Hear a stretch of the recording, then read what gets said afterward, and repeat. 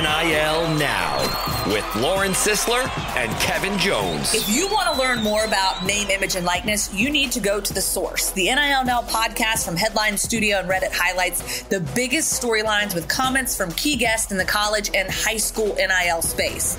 NIL is not a cherry on top. It needs to be thought about as a part of these young men and women's future to, further their careers. You should be able to leave college with something. Subscribe to NIL Now on Apple, Spotify, Google, or wherever you listen to podcasts. Every year, thousands of human remains are found in the United States. And in 1 of every 4 instances, authorities can't identify the body. That's starting to change. I'm Dave Killen, co-host of The Unidentifieds, a new limited series podcast from the Oregonian and Oregon Live. We go deep into several cold cases and explain the science that's helping experts give these long-forgotten people their names back. Look for The Unidentifieds after you've finished listening to this podcast. Subscribe to The Unidentifieds on Apple, Spotify, Google, or wherever you listen to podcasts.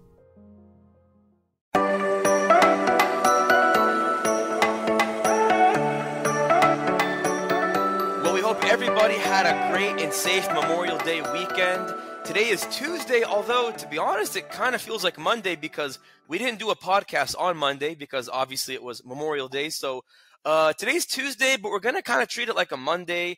And the Bengals concluded, or at least kicked off their last week of Phase 2 voluntary workouts before they go into OTAs next week. We heard from the star of the show today. That was Tyler Boyd. We're going to talk about his return, what his upcoming season means, and we'll hear from Dan Lobby from the Orange and Brown Talk podcast to get his thoughts on some AFC North offseason talk. Welcome into another offseason edition of the Strictly Stripes podcast. Muhammad Ahmad and Mike Nizick here with you today. First time Mike and I have done this together without Andrew, who is currently coming back from a little getaway in Charlotte. He'll be back with us on Wednesday. And before Mike and I get things going, I want to remind you guys to tell us why you, and I mean you, are a Bengals fan. Go to strictlystripes.com, click on the link that says why I'm a Bengals fan. It'll give you a Google Doc form, which is a survey that you fill out telling us when you became a fan, why you became a fan, and what the Bengals mean to you. And in the coming days and weeks, we're going to share some of the many responses we've been getting. And if we think some responses are worth sharing even further, we just might have you on this podcast. So go to strictlystripes.com and tell us your story. So obviously, Mike, like I mentioned, we saw Tyler Boyd for the first time today since the Bengals offseason workouts commenced. He was in Pittsburgh, where his family is currently at right now. And so he came back Tuesday, being today. And I think there's an interesting thing. I know I wasn't really in on Tyler Boyd when he spoke, but I know you were.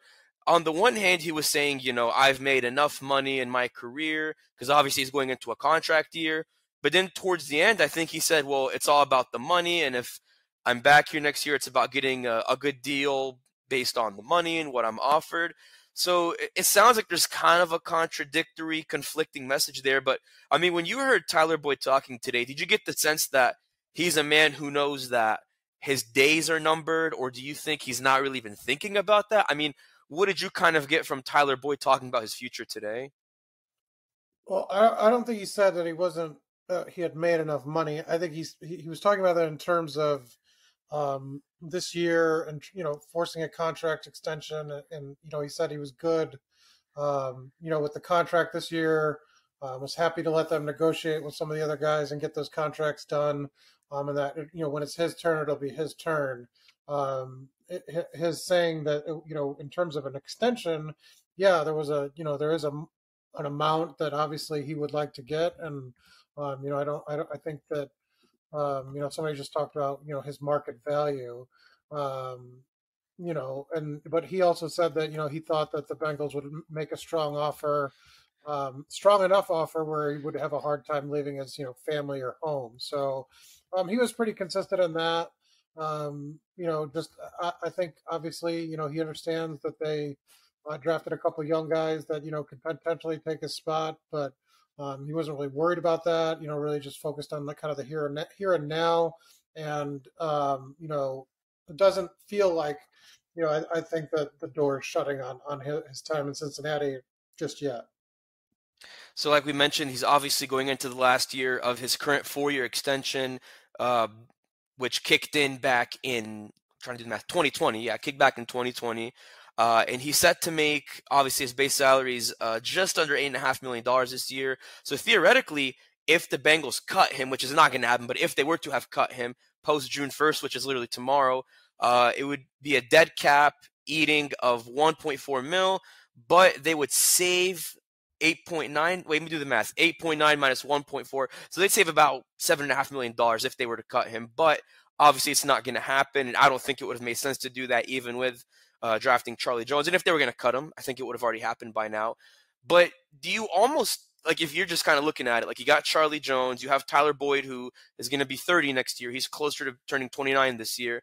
I mean, do you see the writing on the wall? Like, do you think this is it? Like, Tyler Boyd, his time, even though he may not feel this way, like, his time probably is coming to an end in Cincinnati? Because if you're, we've talked about it, if you're trying to keep Jamar Chase and you're trying to keep T. Higgins, I think unless you can get a discount with him, which doesn't seem to be the case, you're almost guaranteed to watch Tyler Boyd walk in 2024. I mean, do you agree with that? I mean, I think it all depends on kind of how much progress those young guys show. I mean, one's a really, big prospect, a big project. And Charlie Jones, obviously will get a chance on special teams, and we'll kind of see, can they come to an agreement on like a short-term deal? I think that makes more sense, where you try to get another year or two out of Tyler Boyd to bridge that gap. And then he gets another shot at another contract. It just depends on kind of the numbers, and we'll see. None of these contract extensions have been done. We don't know what the numbers look like, and so it's kind of hard to say, right? Like, they haven't signed Joe Burrow, they haven't signed T. Higgins, can't negotiate with Jamar till next year, and so, I mean, I think we'll have a better idea once those deals start to take shape and we get in, what the numbers are and how much room they have. Right now, obviously, it seems like a long shot, especially if he was to try to, push 15 million, between 10 and 15 million. That seems like a lot, but, I think we'll just have to wait and see once we kind of figure out what these extensions look like for, obviously, the high price, these mega deals look like. I don't want to compare this to a Jesse Bates situation, because obviously when Bates was going into his contract year and when his contract was up before he got tagged, I mean, he knew he was worth a lot of money. He bet on himself last year when he signed the tag, and that's why he's the highest paid safety in the NFL right now, the Atlanta Falcons. I know that Tyler Boyd obviously knows he's not going to go for that top dollar money for a slot receiver, but I mean, you talked about it. What if he wants to go towards that, $15 million range? I mean, he's been making about $8.25 million every year on his current deal. If you're going to go above 10, 10 to 15, that might be a lot. I could maybe see a situation where, let's say, maybe I want to get your thoughts on this. Let's say you lock down T. Higgins, you lock down obviously Joe Burrow, and maybe Logan Wilson. Would it make sense if you get all those guys done in a perfect world? You get all those guys locked down. Would it make sense to put a franchise tag on Tyler Boyd, or is that stretching it when you think about, like I said, he's going to be 30, maybe his production declines next year? Like, would it even be worth considering putting a tag on him if you get those guys locked down in the coming days and months? No, because then you'd be way overpaying for I think you're paying a premium at a position you can't afford to. He was making over $10 million the last 2 years. So, I mean, you've already paid him quite a bit. I think the difference between the Jesse Bates situation on this one is that this isn't his second contract. This is his third. So he already got a big money deal once, and a long-term, stability. Like, he doesn't necessarily need, I think it'd be sort of hard to find, a real long-term deal on the market at 30 years old or 29 years old. So, I do think there's a difference there in those situations. No, I think you're looking at something short-term. I think you're hoping to try to, squeeze out, depending on what those first 2 years look like for T. Higgins and Joe Burrow, if there's some room there to throw, Tyler Boyd an offer that's, maybe below market value, but, at least gets him what he, is not insulting. He feels that you've come up from what you can do. And, we'll see what that number is, right? He didn't go into that or what number would make it work. We'll just have to kind of wait and see here. Like I said, I think we'll have a better idea what they'll have available, or if it's even, feasible once some of these contracts come in. And I think the advantage Boyd has in his sort of, deck of cards is he's a slot receiver playing at a number 3 spot, but he can move around. He's played as a number 1, number 2 receiver, during the Marvin Lewis, AJ Green era when AJ Green was hurt, even in the beginning of the Zach Taylor era when they still had AJ Green. I think it was Zach's first year, he had over 1,000 receiving yards. I think he's had 2 1,000 plus receiving yard seasons, so he can move around, and that is advantageous. Like if you want to get a guy who played in the slot and move him on the outside, you could do that. That's an advantage he has. I mean, like you said, he wouldn't have as much in the tank compared to other guys playing on the outside, but it just depends on what do you think you can get out of him, what can't you get out of him if you're like another team looking at him as a free agent. I think the interesting thing with Charlie Jones too is obviously, they drafted him as a project, like you said. He's a 4th round pick. But let's say, whether it's as a punt returner or as a number 4 receiver or as a backup, if, say T or Jamar or Tyler gets hurt and you don't quite feel hot with him, or you don't feel hot with Andre Yoshevitz. I'd probably said his last name wrong. Please forgive me, Andre. But with either of those guys, you don't feel hot with them. 2024 draft rolls around. You get a slot guy in the 2nd round, which, I mean, look at history. That's what they did in 2016. They drafted Boyd, a slot receiver, in the 2nd round. So if you're not so sold on Charlie Jones either, it's not the end of the world. You can always just get another guy in the 1st, 2nd round, assuming that you're not going to stick with Tyler Boyd. So I think there's a lot of scenarios that could go either way. They give him a discount, like you said. They let him go, and maybe they're not high on Charlie Jones, and they draft someone in the 2nd round. I think the verdict on that will be out once we see how Boyd and Jones both look in 2023. But stay with us because, looking ahead to 2023, we're going to chat with my good friend Dan Lobby as we compare and contrast the Bengals and Browns' off seasons. Who has won the arms race in the AFC North this offseason, and why does that matter? We'll have that discussion with Dan when we return on the Strictly Stripes podcast. So, you open Google Chrome on your phone, you're hunting for a super rare first edition vinyl of a band you're obsessed with, when you're supposed to be working. But this site you tapped on seems pretty shady. And Daryl from IT just jumped up from his desk. Oh no, he's coming your way. It's a good thing built-in malware protection keeps you safe and sound. Not from Daryl, though. Sorry. There's no place like Chrome. Download Google Chrome on your phone. All right, thanks for staying with us on the Strictly Stripes podcast. Joining me is my special guest and fellow co-worker, and I guess you could say co-host, Dan Lobby from the Orange and Brown Talk podcast, another great cleveland.com podcast that you need to listen to if you're not listening to it already, even if you're a Bengals fan, because they talk a lot about the AFC North, and Dan and Mary Kay and Ashley do a great job. Dan, my friend, it feels like I talked to you so many times on the phone, I text so many times, and now we're on a podcast together after God knows how long. How are you doing, my friend? I'm doing well. This might be my first official time on just the Strictly Stripes pod. I know we've done some crossovers. I think it might be. I'm not sure, but I can tell you, if people haven't listened to Orange and Brown Talk, we are big Joe Burrow fans over on the Orange and Brown Talk podcast. We give Joe a lot of love over there. I think a lot of people show Joe Burrow a lot of love, except for I think one of the Chiefs podcasts is indifferent, but obviously after the Burrowhead stuff, they're going to have a different opinion on him. But no, obviously, yeah, I mean, you guys have done a really good job this offseason covering the Brown side of things and, parlaying that into the AFC North. And really, I wanted to kind of talk about that, but obviously more the Browns versus just the AFC North at large. I want to sort of get your thoughts on, where the Browns offseason overlaps or coincides with, moves the Bengals have made this offseason. And I guess really the thing I wanted to ask you about, and I talked to Mary Kay Cabot about this a while back when, free agency first opened up in the middle of March. They get Elijah Moore from the Jets, another weapon for Deshaun Watson. You look at all those defensive moves they've been making from Ogbo. I'm going to say his name wrong. Ogbo Okoronkwo? Is that how you say it? Obo Okoronkwo. Okoronkwo. So you get him from Houston, you get Dalvin Tomlinson, and they just make a crazy trade out of left field for Za'Darius Smith from Minnesota. And then you get Juan Thornhill from Kansas City. He's a 2-time Super Bowl champion. So clearly, on the free agent side of things, they really bolstered up on defense. And offensively, they made a really nice move with Elijah Moore. I guess when you look at the free agency moves that Cleveland made on defense, how do you contrast that with where the Bengals bolstered up their defense with the draft? Because obviously they drafted Myles Murphy, they drafted DJ Turner, they drafted DJ Ivey, they drafted Jordan Battle.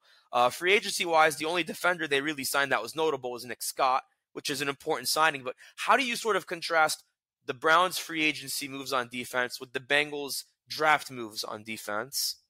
Yeah, it's interesting. I think both teams are just in sort of different places with their defenses, right? The Bengals kind of built that defense up. Trey Hendrickson was kind of that really big kind of exclamation point signing. They went out and they got a couple safeties as well, Von Bell. And, so they got a little expensive on that side of the ball. And sometimes that's you're going to have to cycle through that a little bit. It's interesting. They're kind of following like the Chiefs model from a year ago, where Kansas City had a really expensive defense and then they went into the draft and they really rebuilt that defense. For the Browns, I just think a lot of this is the Jim Schwartz effect. This is, you can't get a race car driver and give him a Honda Civic. Jim Schwartz is the head coach of the defense, and they brought him in because they wanted to bring in a Super Bowl caliber defensive coordinator. Of course, he won that one in Philadelphia back in 2017. I think it was 2016 or 2017, one of those years. 2017. And you've got to give him weapons. You've got to give him defensive linemen. You've got to give him a safety he can trust in the back end. And some of what the Browns did too was sort of making up for past mistakes. So Andrew Berry went out and gave John Johnson III big money. It didn't work. 2 years later, he's gone. They replace him with Juan Thornhill. He drafts a couple edge rushers last year and kind of does the piecemeal Jadeveon Clowney thing. Well, you can only play the Jadeveon Clowney game for so long. Eventually, you got to get out of it or it's going to burn you, and that's what happened. So they go and they get Obo Okoronkwo, kind of a Moneyball type move, betting on upside. And they bring in Za'Darius Smith in a really nice trade, I thought, late in the process. So, they beef up defensive tackle, which was such a huge area of need last year. It's just throwing money at the problems, but that's what you have to do sometimes when you feel you're ready to win, and you don't pay a quarterback $230 million guaranteed if you don't think you're ready to win. So they had to go do this stuff. And obviously, going back to the Bengals side of things, I mean, a lot of the guys that they drafted aren't really going to make an immediate roll out the gate, because Myles Murphy is probably going to be a rotational piece with Trey Hendrickson and Sam Hubbard. And of course, you still have Joseph Osai. So it's pretty loaded on the edge rusher side. And then DJ Turner probably won't start next year because you still got Chidobe Awuzie on a contract year. I'd imagine he replaces him after that, but then Jordan Battle's probably going to be behind. I would assume Nick Scott, if he's that strong safety. DJ Ivey, if he makes the team. If he's not a practice squad guy, that's another backup. So, like I said, those draft picks aren't really going to make an immediate impact. But in the long run, whenever maybe, say, the Bengals move on from DJ Reader, Trey Hendrickson, Chidobe Awuzie, you have to make some tough decisions in 2024 where you maybe have to cut or you can't keep some of these guys. Can you actually see those guys sort of winning the arms race defensively against sort of what, like you said, Andrew Berry and Jim Schwartz have going with all the money they threw at those guys this year? It just depends, because you're just so reliant on these free agents to kind of work out. And free agency can be a dangerous game because there's a reason these guys hit the market. And there's a reason these guys are available and aren't with their former team. I mean, I mentioned John Johnson III 2 off seasons ago when the Browns went and got him. That was a universally praised signing to get him from the Rams. And it was a huge deal. They paid him big money to come here and be the guy on the back end of that defense. And it didn't happen. It didn't work. So it's a dangerous game. I mean, are we 100% sure Za'Darius Smith is going to show up and give you what he did in the first half last year? Or is it going to be more like in the second half when he was hurt? Those are the questions you have to answer. But I think the Browns, this is all in. So I still think Cincinnati has the better defense, because I refuse to buy into the Browns on paper alone this year. I've done it before and I've gotten burned too many times. So I need to see it on the field. And I know that the Bengals have a great defensive coordinator. I like Jim Schwartz too. I think Jim Schwartz is a great defensive coordinator, but I know Lou Anarumo. See, this is my turn to say Anarumo. Lou Anarumo, one of the best defensive coordinators in the game, probably going to be a head coach soon. Should have been a head coach. Yeah, I think he can work miracles with anything. So they still have, I mean, you guys still have a lot of talent there in Cincinnati on that defense. And it kind of starts up front. They're still strong in the back end. I think getting Awuzie back off that injury is huge. I think losing him last year was a huge blow to that defense. So I would still give the edge to the Bengals, but some of that is just, I don't want to give the Browns too much credit on paper just yet. I like what they've done, but I just have to see it in practice. And of course, I think, the counter argument some people might say, and I know Mike Nizick and I have talked about this, you don't know what you're going to get out of Nick Scott and Dax Hill and Jordan Battle because, Jesse Bates and Von Bell, that chemistry they had last year, it didn't come overnight. They played 3 years together in Cincinnati, and that third year was when you really saw them take off. They obviously played well the year they went to the Super Bowl, but it just seemed like last year is when really those two guys played their best ball. There's a reason why Jesse Bates is the highest paid safety in the NFL. I mean, he got a very well-deserving contract in Atlanta. Von Bell got more guaranteed money with Carolina than I think what the Bengals would have given him. So they really earned their bearings there, and that's why these guys hit the market because they know they're valuable. And so we'll see what happens in the backfield at the safety spot. But I did want to ask you, speaking of sort of draft picks like with the Bengals, for the Browns, I mean, they get Siaki Ika. Is that how you say his name? The Baylor defensive tackle? Yeah, you nailed it. Siaki Ika. They get Siaki Ika. They get Isaiah McGuire, Cameron Mitchell. Obviously, I think they went more heavy offensively because they got Cedric Tillman, DeJuan Jones, Luke Weipler, Dorian Thompson-Robinson. I mean, so clearly I think the draft favored the offense a little bit more. I mean, how do you see those draft picks boosting the Browns' offense, and how much does that help them maybe narrow the gap with the Bengals, depending on how wide you think that gap is?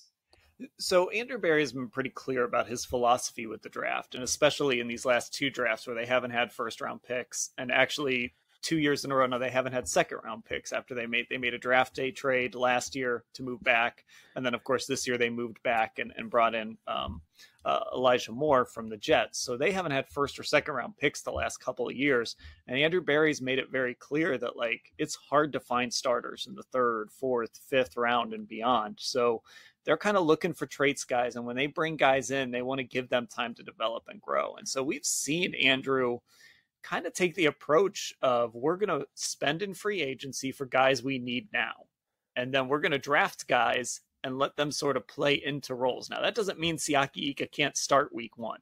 The defensive tackle position behind Dalvin Tomlinson is still pretty wide open. So there's room there. If he plays well, he can get in there. But there's also guys like Mo Hurst or Tristan Hill, a couple of veteran journeymen who could maybe win that job.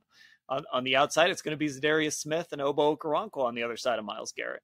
So that means Isaiah McGuire, he could get some playing time, but there's not really the pressure on him to come in and play right away. Cameron Mitchell, the same deal. They've got Denzel Ward, Greg Newsome, Martin Emerson, some other guys that are undrafted guys through the years that they like there. So they're more depth right now. So I don't think there's a lot of pressure on this rookie class right now. And that's kind of how Andrew Berry likes it. He likes to bring guys in and let them grow and develop, especially in years when he doesn't have first or second round picks. You look at the Browns' offensive line, and it's pretty much untouched. You still have Jed Willis to extend the fifth-year option on him, Joel Bitonio, Ethan Pochich, Wyatt Teller, Jack Conklin. You got some Pro Bowlers up on that line. I know the verdict is still kind of out on Jed Willis because he sort of had some inconsistencies, but they clearly had faith in him, giving him that option because he was a former first-round pick.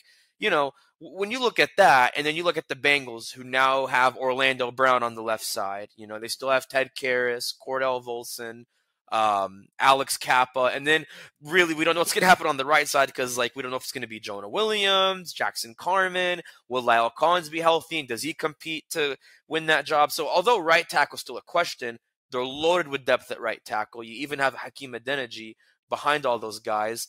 I mean, at this point, with the Browns keeping their guys intact and the Bengals adding Orlando Brown, who has the edge on the offensive line between those two teams? I still have to go with the Browns. And, you're right. Jed Wills is still the big question mark over there, even with the fifth-year option. I think they feel he played better than maybe some of, if you look at PFF grades and things like that, I think they feel he played better than that. And I think they like what they've seen out of him.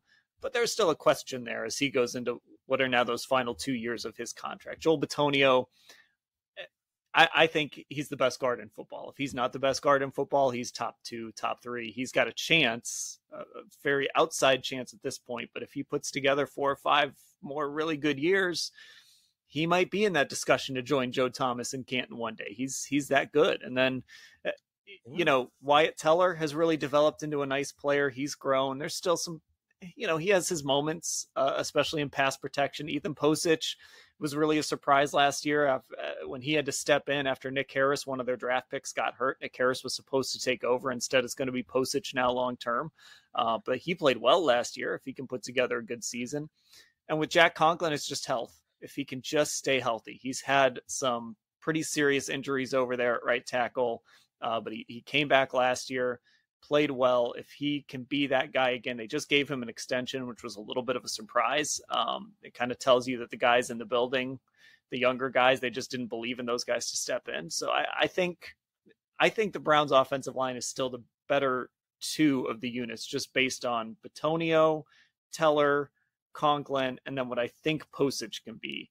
And on top of that, they have Bill Callahan. And I don't know how many just people... about to say that. Yeah, I mean, Bill Callahan, I think generally most people know how good he is, which is weird for an offensive line coach for people to know that, but he really is, like, he was Kevin Stefanski's most important hire after he took the job. I don't know if we knew it at the time, but definitely now, with the benefit of hindsight, Bill Callahan, who also got an extension from the Browns, by the way, he has definitely been Kevin Stefanski's most important hire, and he's the reason, or one of the reasons, this line has been so good. Maybe that explains why Brian, his son, has done so well with the Bengals offense. Maybe the apple really didn't fall far from the tree there. Yeah, I feel like that's a little like family rivalry that hasn't been played up quite enough yet. Yeah, it's funny because whenever they played the Bengals, the Browns played the Bengals on Monday night, before the game, I saw one of the TV monitors in the press box, and it showed Brian talking with his dad, and I took a picture of it, just to show to Brian later whenever we would talk to him during the week, like we usually do every week. And I was like, "Hey, did you see that? That was you and your dad talking." He was like, "Oh, so the TV monitor is finally catching on to the Callahans," like sarcastically. Yeah, I don't think it's been played up as much as it should be. I don't even know if they ran that on the actual TV or if the cameras just caught that. But now the Callahan rivalry is definitely interesting. But they're both very successful. They're both good at what they do. I mean, I think Callahan's the best O-line coach in the league. Brian is the best O-line coach in the league. Or no, Bill. It's been a long day. Today, it's Tuesday. It feels like my Monday. Bill is the best O-line coach. Brian is definitely making a case for being one of the best coordinators. And so that's going to be interesting to watch. A little bit of an arms race there on the offensive side of the ball. So I want to wrap up with this real quick, Dan. I mean, the offseason's not over yet. We still have, on the Bengals side, OTAs, mini camps. Same is true for you guys before training camp. Is there anything that either team is leaving on the table right now? And who do you think has really won the offseason, the Bengals or the Browns? I still think, and this is sort of a timely point to bring up because of the DeAndre Hopkins stuff that's swirling around. And of course, we know Deshaun Watson and DeAndre were longtime teammates in Houston. I was just at the Browns charity golf outing today, and Deshaun spoke, and he kind of openly lobbied for DeAndre Hopkins to sign here. So that's something interesting to keep an eye on. I like the Browns receiving core. I like, Amari Cooper is fantastic. Elijah Moore is a great addition. Donovan Peoples-Jones had a career year last year. I don't know if that's his ceiling or if there's still more there. I do wonder though, if the Browns go into this season with this exact receiving core as is, and they also had a Marquise Goodwin from Seattle, and then they have some young guys behind them. I do wonder if there's a point where we're sitting on the Orange and Brown Talk podcast in like October or November, and we're thinking, man, this wide receiving core feels like one guy short. And that guy doesn't necessarily have to be DeAndre Hopkins. But I don't know who else could become available in cuts or trades, or, we know Andrew Berry's going to be aggressive in the trade market. He always has been. So I would never rule anything out. But that's one position where I just kind of wonder, like, it's good. It feels like the top of it is very good. I have some questions about the depth. And I do wonder if we're going to be saying, man, they're like one guy short there. As far as who's won the offseason, It just depends. Like, what's hard, your flavor? man. Do you love aggression in free agency and signing big name guys? Do you love the draft? I think it's going to come down to is a regular offseason and a normal offseason and those 6 games, knocking off the rust, is that enough for Deshaun Watson to put himself back in the discussion of being in that same sentence as I don't want to put anybody in the Mahomes class. I don't want to make any of your listeners angry. I think Mahomes is in a tier by himself. But can Deshaun Watson... I will agree with you on that, and I think my listeners probably get mad at me for that too, but still. Can Deshaun Watson play himself into or close to the Joe Burrow class, the Justin Herbert tier, that tier of quarterback right behind Mahomes? Can he get himself? I mean, this is a guy that led the league in passing yardage the last time he played a full season. Now, they also went 4-12 that year, but we've seen Deshaun have success and make the playoffs before. I think that's the key to this whole offseason for the Browns. Is Deshaun Watson a $230 million quarterback or not? I mean, it feels like every discussion we have about the Browns boils down to that, but that's really what it is. Can the Browns turn him back into that guy? And if they do, then maybe they're the team that won the offseason. As far as like leaving something on the table, I think with the Bengals, and we talked about this, Mike, Andrew, and I, it's just a matter of tight end. Like, you don't draft a tight end. You don't re-sign Mitchell Wilcox or extend his franchise tender. Obviously, you bring in Irv Smith to replace Hayden Hurst on a 1-year rental like they did with Hurst. But do you trust Devin Asiasi to be your third tight end? Can you really rely on competition between Nick Bowers and Tanner Hudson on the practice squad to compete with Asiasi to be that number 3 tight end? And, I mean, obviously they bring back Drew Sample for another year, but he has a lot of questions. He's been mostly hurt than he's been healthy. It's why he didn't play past week 2 last year with, I think it was a knee injury that sidelined him. So we'll see maybe around cut downs if they let someone like Asiasi go on waivers and they get someone else. If they stick with Asiasi, I'd imagine they bring in one more guy or they elevate one of those practice squad guys to the active roster. I don't know, but the Bengals normally play 11 personnel. They don't do 12. So I don't think they're in that much of a need for a tight end, but it's still something I think you have to address because it's still part of the offense. I think as far as who won or not, it's tough, but like for me, I would say if the Bengals do 2 things, if 2 things come to fruition, they won the offseason. The first being how much of a drop-off is there at safety? Like if you can put together at least anywhere from 50 to 75% of the production that Jesse Bates and Von Bell had, I think you're in good shape. And I think the other part of it, number 2, is will Joe Burrow get sacked 35 times or less? Like if he gets sacked more than 40 times, we have a problem. Because it was 51 times 2 years ago.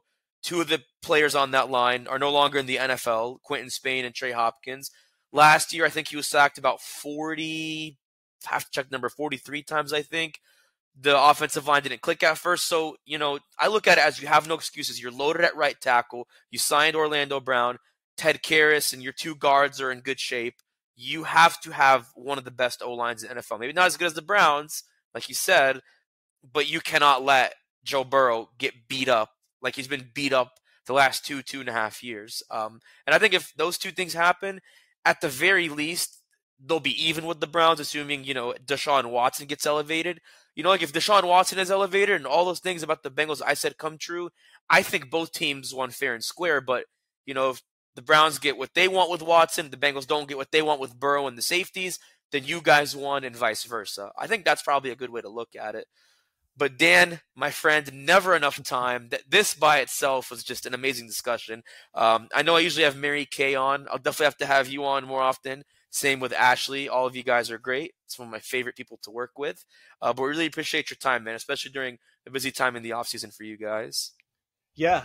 Thanks for having me. It's great. I'm sure we'll have some crossover stuff coming up with you guys. And, I keep telling our Orange and Brown Talk listeners, we haven't done like our quarterback draft yet. We haven't done our annual coach draft yet. And we got like Bengals writers now who could jump on there. So we can maybe have some fun here once everybody gets through their OTAs and their mini camps. And we're looking for some of that hot July content.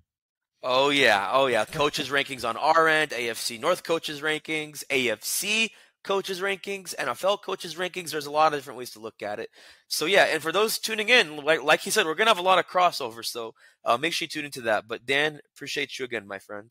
Yep. Thanks for having me, Mohammed. Don't go away. We'll be right back on the Strictly Stripes podcast.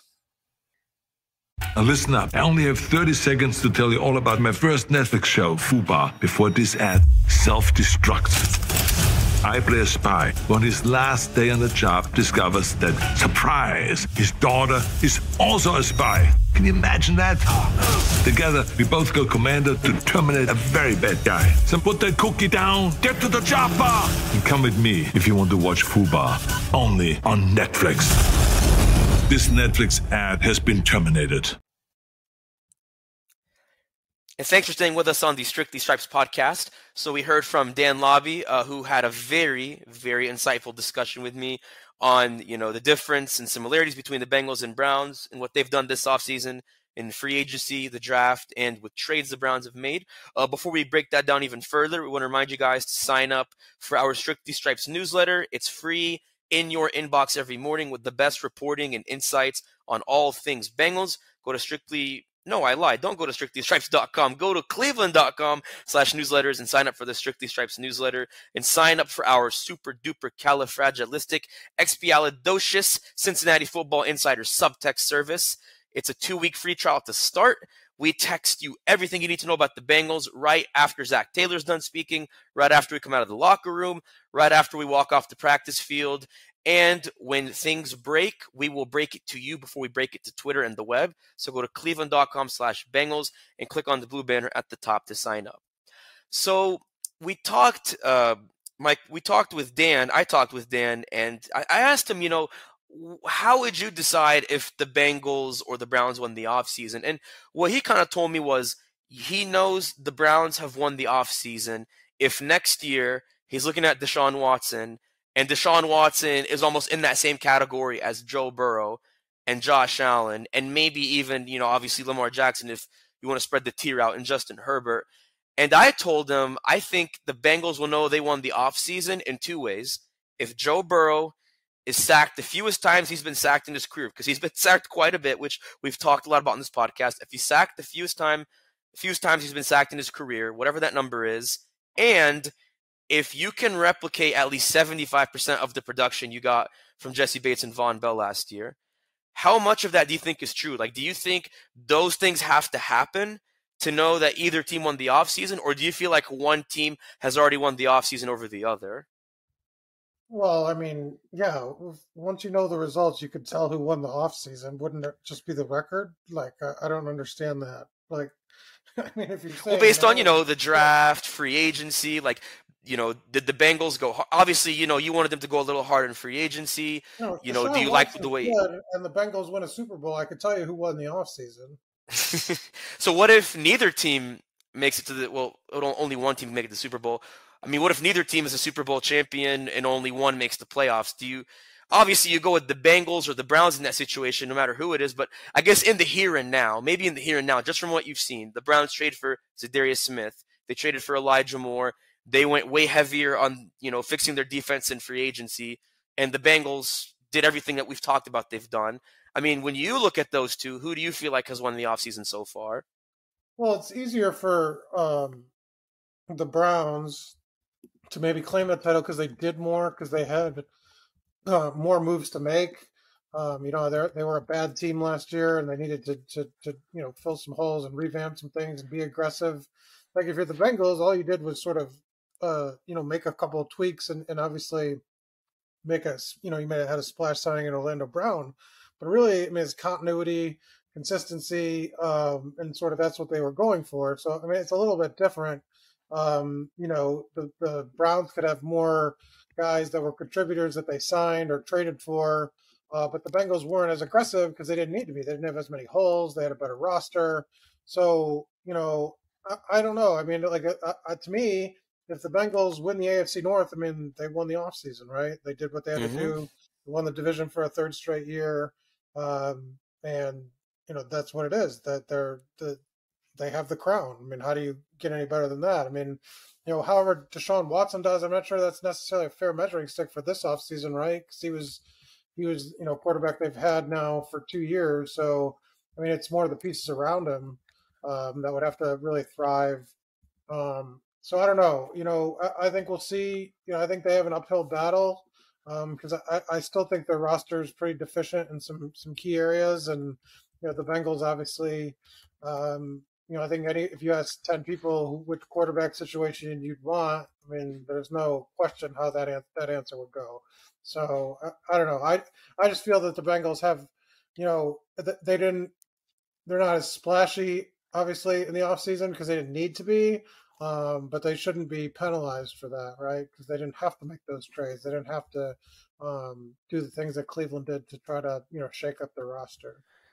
Well, I think Dan would agree with you on that point because one thing he said was that, they spent all this money on Dalvin Tomlinson and Juan Thornhill and Ogbo. I'm not going to say his last name because I'm going to get it wrong, but the edge rusher they got from Houston, among many other pieces, obviously. You trade for Za'Darius Smith, which I thought that was a good trade, but I think even then he said the same thing you said of just because they spent all that money on those free agent pieces, it's hard to be completely sold on it because they're still very deficient in a lot of areas.